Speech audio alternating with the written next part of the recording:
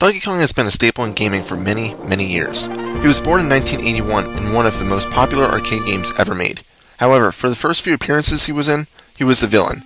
I'm not going to go on about the entire story about him, because you probably know it already, and there's enough web pages devoted to it, just in case you did want to learn more. Instead, I'm going to sit here and review Donkey Kong Country, which was his first appearance on SNES. This was the game that started off a pretty successful franchise. Many people argue with which is the best game in the series. Me personally, I enjoyed 2 and 3 more, but that's a story for another day, and also another review. In this video, I'm going to focus just on the first game. It was made by Rare and was released in 1994, and was reportedly the second best selling game on the SNES, and for good reason. It was a great game. The barrel throwing of the original arcade game is pretty much all they retained. Donkey Kong sported a red tie, was able to roll into enemies to defeat them, and he also collected bananas. In fact, that's pretty much the point of the game.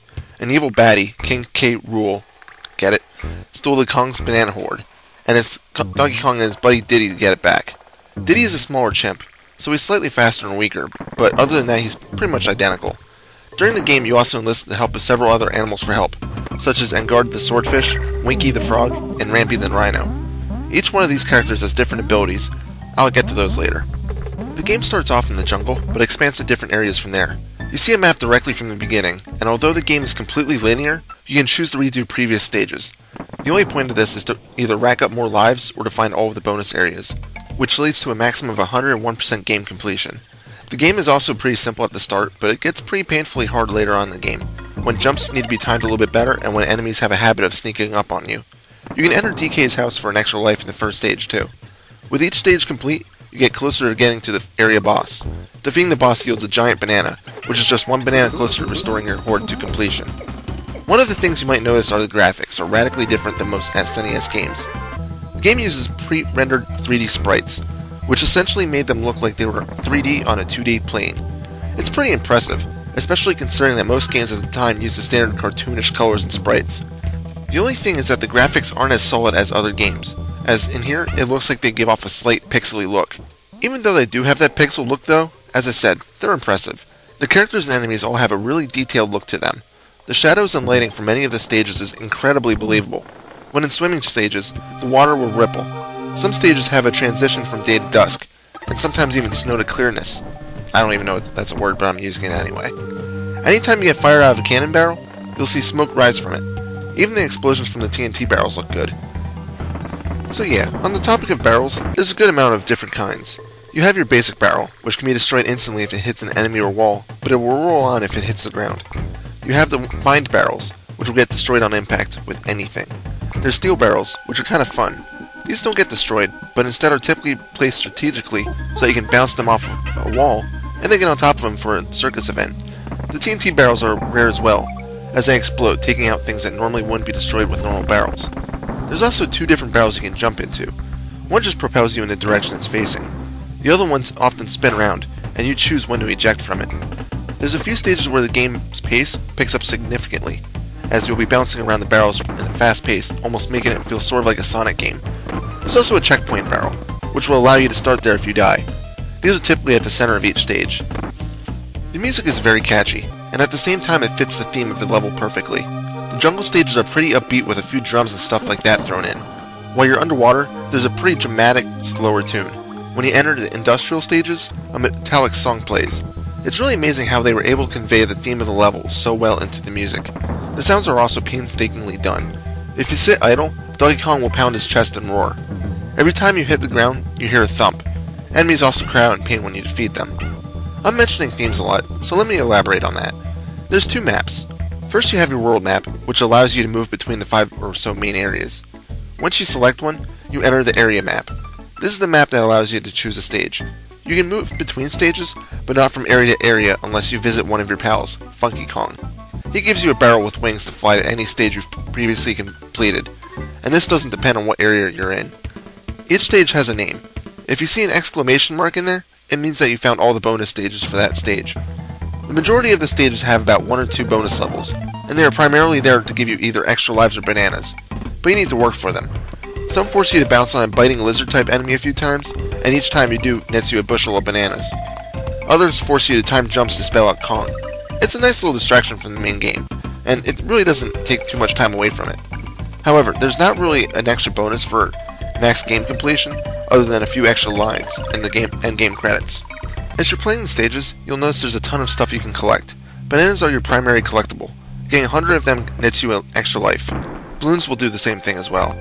These come in different colors, and depending on the color, you will receive 1 to 3 extra lives. You can spell out Kong by grabbing each individual letter, and by doing so you can grab yet another extra life.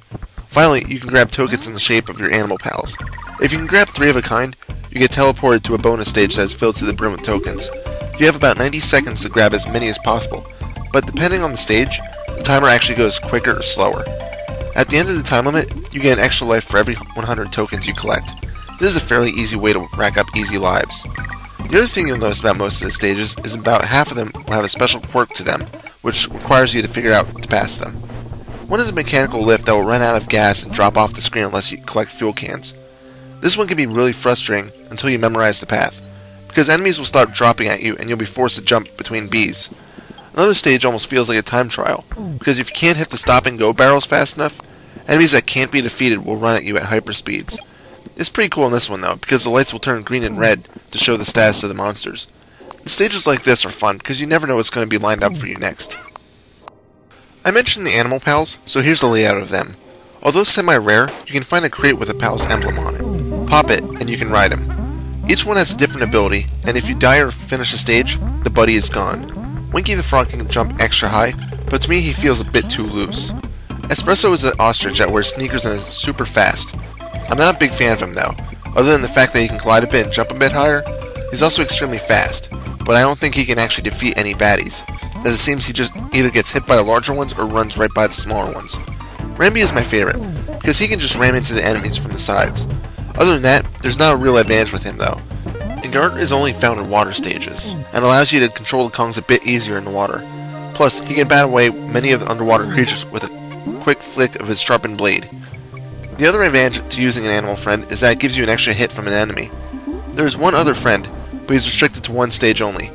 That's Squawks, and he's in charge of holding a lantern for you in the dark stage. I mentioned that the animals give you an extra hit, so let me go upon the hit system. You control 2 characters, Donkey Kong and Diddy Kong. Each can take only 1 hit before running away. You can press A at any time to swap the active character, but it's not necessary most of the time. If you get hit and you're missing your partner, you lose a life. If you fall down a cliff, you lose a life, no matter if you have them both or not. If you lost your partner and can find a DK barrel though, you'll be reunited. Just be careful though, as if you're holding the DK barrel and you get hit before smashing it, you'll die anyway. Most of the bosses aren't really notable, as they all have really specific patterns that make them a bit too easy. King K. Rool, on the other hand, is predictable, but that doesn't make him any easier. He chucks his own crown at you like a boomerang, and that's easy to dodge. This is the time to give him a concussion. He'll run at you a few times for the first 3 hits. After that, he bounces to the other side of the screen, and cannonballs will drop down at a very close interval. This requires precise timing to not get hit. After this, he'll bounce at you a few times, and then he's done. After the cannonballs for the first time though, you do see credits, but they're a joke, as they're all enemy staff. You'll then have to fight the final part of the boss, which is the bouncing around part. Once you hit him then, he's done for good. The game will save at the end of the credits, and you'll be able to try again for perfection. Donkey Kong Country is just a very, very fun classic game. It's got amazing graphics and music, and the gameplay is just solid. The bosses are pretty easy, but the stages themselves all have nice challenges that slowly stepped up the pace as you progress through the game. The nice thing is that Rare built onto the original game's formula in the sequels, but again, that's another story for another review. Final score? 9 out of 10. This is Reaper. As always, happy fragging.